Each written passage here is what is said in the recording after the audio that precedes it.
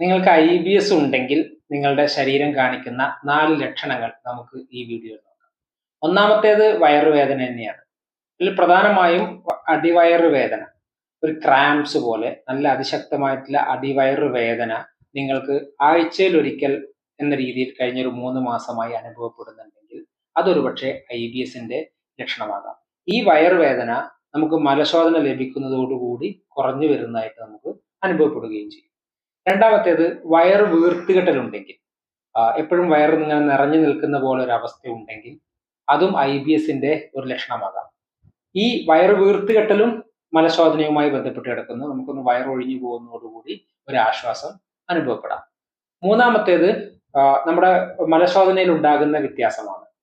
IBS പ്രധാനമായും 3 ആണ് എന്ന് നമ്മൾ പറഞ്ഞിട്ടുണ്ട്. അപ്പം ഒരുപക്ഷെ നിങ്ങൾക്ക് IBS ഡയറിയ ആണെങ്കിൽ, ഡയറിയ പ്രിഡോമിനന്റ് IBS ആണെങ്കിൽ വയറിളക്കമായിട്ടായിരിക്കും അനുഭവപ്പെടുക. എന്ത് കഴിച്ചാലും വയറ്റിന്ന് പോകണം എന്നുള്ളൊരവസ്ഥ, എപ്പോഴും ടെൻഷനോ പേടിയോ ഒക്കെ വരുന്ന സമയത്ത് വയറ്റിന്ന് പോകണം എന്നുള്ള അവസ്ഥ, ഒരു ദിവസം തന്നെ 5ഉം 6ഉം തവണ ടോയ്ലറ്റിൽ പോകേണ്ട ഒരവസ്ഥ. മറ്റൊന്ന് കോൺസ്റ്റിപ്പേഷൻ പ്രിഡോമിനന്റ് IBS ആണ്. അതായത് നിങ്ങൾക്ക് മലബന്ധമാണ് അനുഭവപ്പെടുന്നതെങ്കിൽ ഈ മലബന്ധം ഒരുപക്ഷെ IBS C ആകാം, കോൺസ്റ്റിപ്പേഷൻ റിലേറ്റഡ് IBS ആകാം.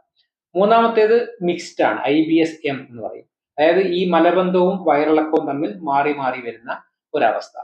നാലാമത്തെ നിങ്ങളുടെ ശരീരം കാണിക്കുന്ന ലക്ഷണം എന്താണെന്ന് ചോദിച്ചു കഴിഞ്ഞാൽ, നിങ്ങളുടെ മലത്തിൽ ഒരു വെള്ള നിറത്തിലുള്ള കഫം, വൈറ്റ് മ്യൂക്കസ് കാണുന്നുണ്ടെങ്കിൽ IBSന്റെ ഒരു പ്രധാനപ്പെട്ട ലക്ഷണമാണ് മലത്തിൽ വെള്ള നിറത്തിലുള്ള കഫം കാണുന്നത്. അപ്പം ഈ ലക്ഷണങ്ങളുള്ള നിങ്ങളുടെ സുഹൃത്തിന് ഈ വീഡിയോ അയച്ചു കൊടുക്കണേ. Thank you.